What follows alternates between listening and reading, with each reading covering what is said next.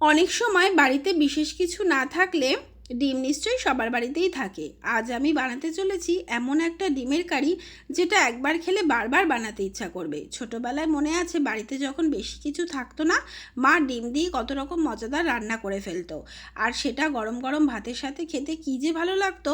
এখন সেই স্বাদটা মনে পড়লে মনটা যেন কেমন হয়ে যায়। আজ সেই সাধারণ ডিমকে একটু অন্যভাবে বানাবো। সাধারণ ডিমের ঝোল না, আজ সেদ্ধ ডিম গ্রেট করে বানাবো ক্রিমি আর স্পাইসি একটা কারি। প্রথমে ডিমগুলোকে ভালো করে সেদ্ধ করে নেব, তারপর খোসা ছাড়িয়ে গ্রেট করে নেব। আর এই যে গ্রেট করার যে স্টেপটা, এটা রেসিপিটাকে একটা অন্য লেভেলে নিয়ে যায়।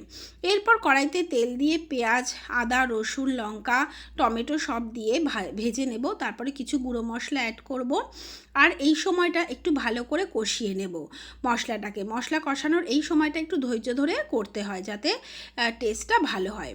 যখন দেখলাম তেলটা উপরের দিকে ভেসে উঠেছে, তখনই আমি গ্রেট করে রাখা ডিমটা দিয়ে দিলাম, আর শেষে একটু ধনেপাতা ছড়িয়ে নামিয়ে নেব। বিশ্বাস করো, এই কারিটা ভাত, রুটি, পরোটা সব কিছুর সাথেই অসাধারণ লাগে। তোমরা চাইলে এটা লাঞ্চ, ডিনার, এমনকি টিফিনের জন্যও বানাতে পারো।